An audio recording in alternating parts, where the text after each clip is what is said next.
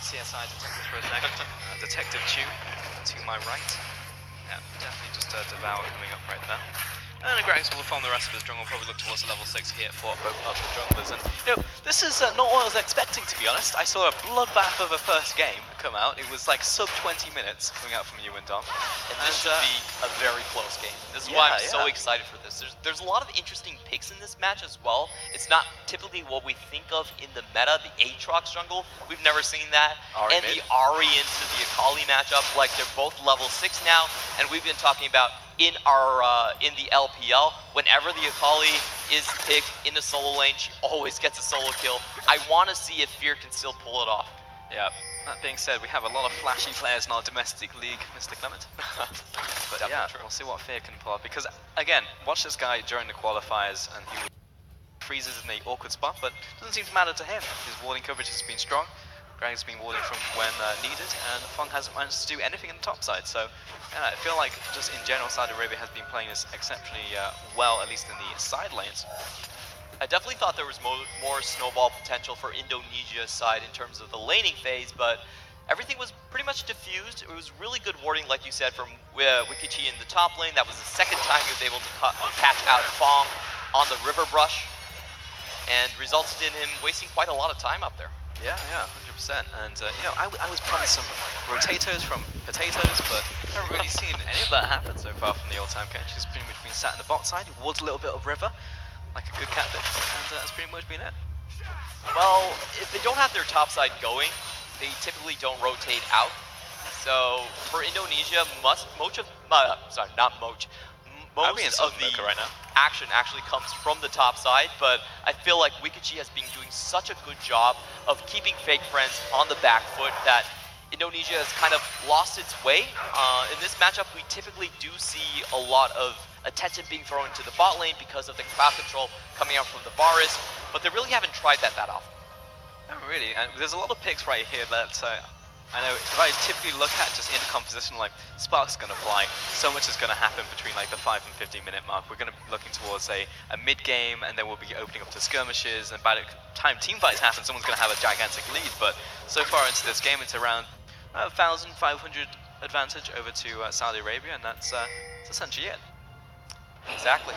I think in terms of the different styles between these two teams, Saudi Arabia definitely strikes me as a more skirmish-heavy team. They group up as a 5-man, a little bit much more common than Indonesia, which at times does hold on to their teleports. So if it does go into that skirmish phase and the main litmus test will be rotation speed, then I think Saudi Arabia should have an advantage.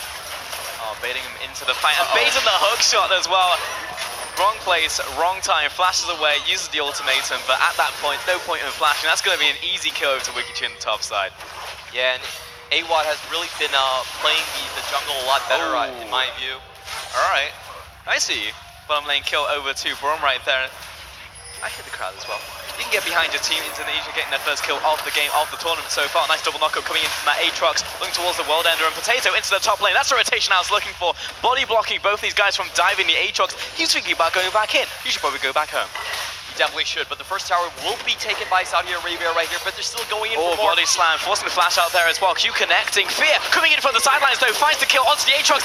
Massive barrel coming through. Potato against the side, and that will be a kill. 5-point strike, and another one over to the Gragas. Unfortunately, Potato wasn't the only one rotating to the top side. Akali was gone for a while. We did see that the Ahri White Nuts went down and picked up the first kill for Indonesia, but on the flip side, Fear was freed from the mid lane and able to take down Fake Friends. Alright, see that one more time. Masterful bait coming out here. I mean, this was a perfect play. The fact that Gragas sat in the bush all that time was just like, it's alright, keep on trading. I'll wait another 6 seconds, no problem. And wait until the hook shot's used. That was just a straight download right there. He's just like, I've seen your VOD. I know that you like to win this lane 1 versus 1. You save your teleport for lane. I know your hook shot right here. Yeah, definitely. And Fake Friends did go in because the Aatrox was right next to him. He was at the Krugs at that point. But, you know, Gragas was even closer. Yeah. You'd reckon that, you know, a world-ending entity such as Aatrox would be, you know, better at battle, stronger at tactics, guerrilla warfare, if you will. Turns out it's just a fat man in a bodysuit. Just managed to completely annihilate him, so there you go. Yeah, the God of War has nothing over the Rabble Rouser. Yeah, the Rabble Rouser, that's the one. I don't know if his law's been changed, but pretty much his whole story is he's just a guy who just likes to get drunk. There you go. Alright. It's actually grape juice. It's not alcohol. Drunk on the excitement of battle. Dragon being started up here. Force One currently in Kill Saudi Arabia. Leading this one. Will have control over the area. Ten stepping up. Gets stunned, see the body slam. Yeah, I reckon he's going to be okay. I reckon he's going to be less okay now. In comes WikiChi looking for that sweep. Actually, Mega Nars right here, but still looking to follow forward. Potato forced to use his shield. It's just a complete massacre. What is that damage coming out from Fear? He still managed to get his kill in the end. And that was a very awkward teleport coming in from Fake Friends. They're still going on though. Oh, Potato, no way out of that one. He had to do a barrel roll. Yeah, great ultimate snipe there onto the, I believe it was the Gnar? Oh, no, the Potato, yeah. So, we did see Camille teleport. Fake Friends did come to the fight, but he went over the wall straight into Akali, and did not go very well for him. Didn't land the stun onto the Gnar. No, it did not. Wynut's looking to try and defend this 1 versus 4 right here. Just back in, right into the open arms of the Gnar, who just throws it back into his team. Gets hit by the concussive blows, and a fissure kill coming in for the Braum. And the tower wasn't able to trade back onto the kill either, so massive victory coming in from Saudi Arabia. This is what we were talking about of the skirmish-based team. The teleports were overall much faster from Saudi Arabia. WikiChi being in place at the right time. They also got the start of the fight.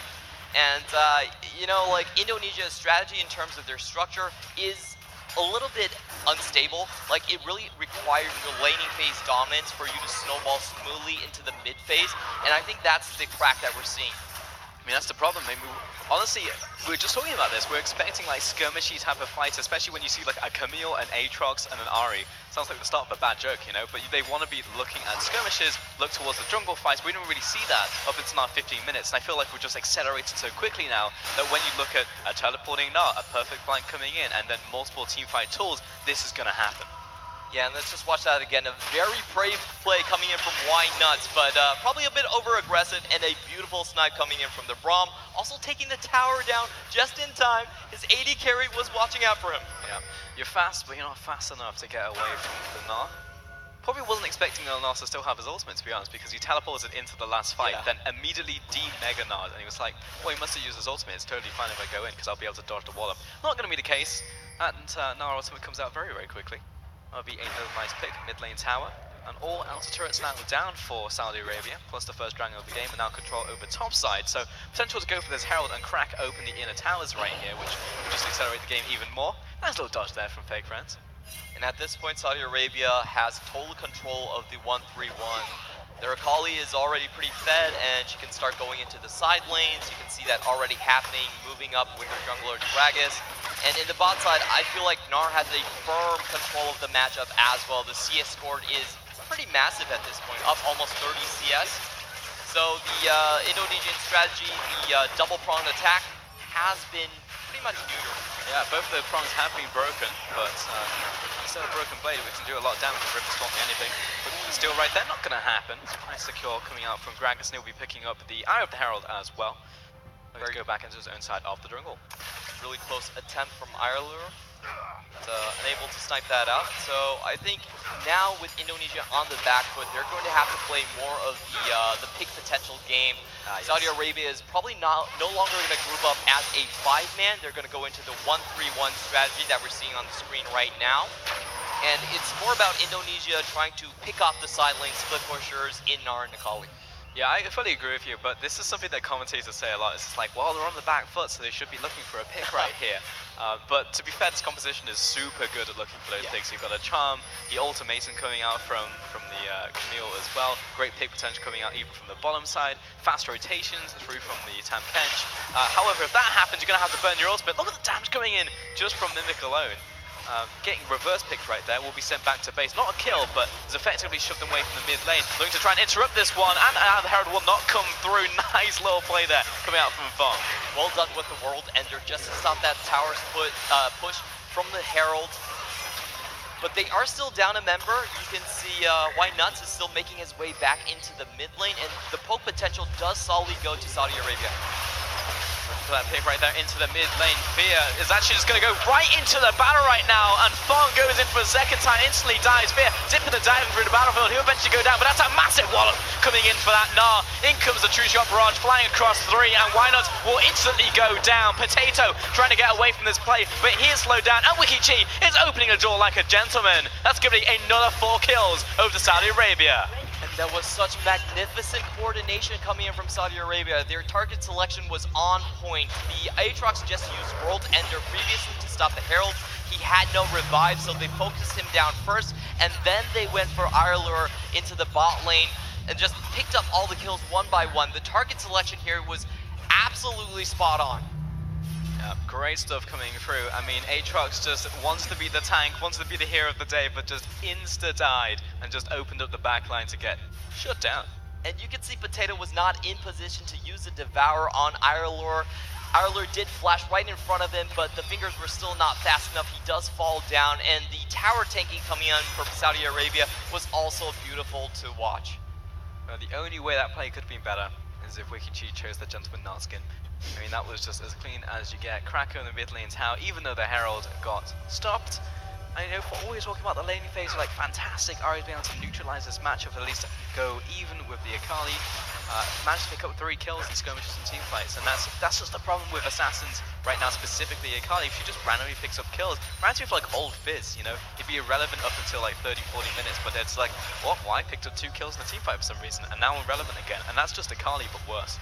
Yeah, definitely. Akali is probably the top tier assassin in the meta right now, and one of her strong points is that after she gets those kills, she can't go into the side lanes and then continue to snowball into the 1-3-1. She has a compositional win condition, we would like to say, and that really takes her one step ahead of most assassins in that she is still very useful come the mid game, come the late game.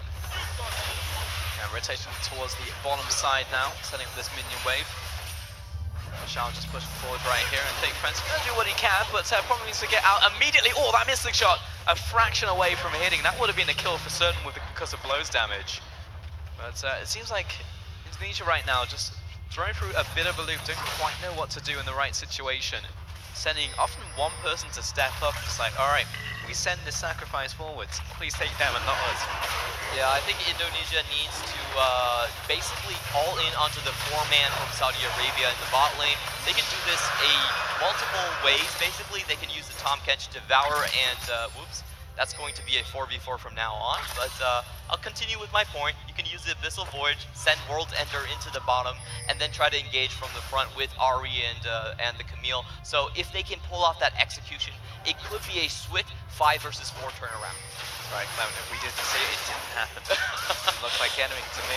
But what does look like something to me is Baron being started off by Saudi Arabia. It's going to be Fear as the one to be the chosen champion to step forwards. Alright, step up, who's it going to be? No one. Good choice. That's going to be Baron over to Saudi Arabia. Things looking very gloom for the hometown team. Doom, yeah.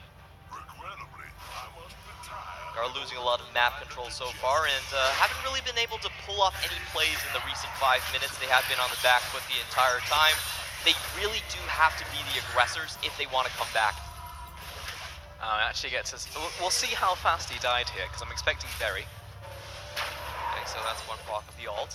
And that's the second proc, and yeah, he's dead. Yeah. And really, what do you do as an AD carry in that situation? You come out of laning phase, you're feeling good, you've got an item and a half in your back pocket, you got almost 200 farm at 20 minutes, like, alright, time to deal some I'm dead.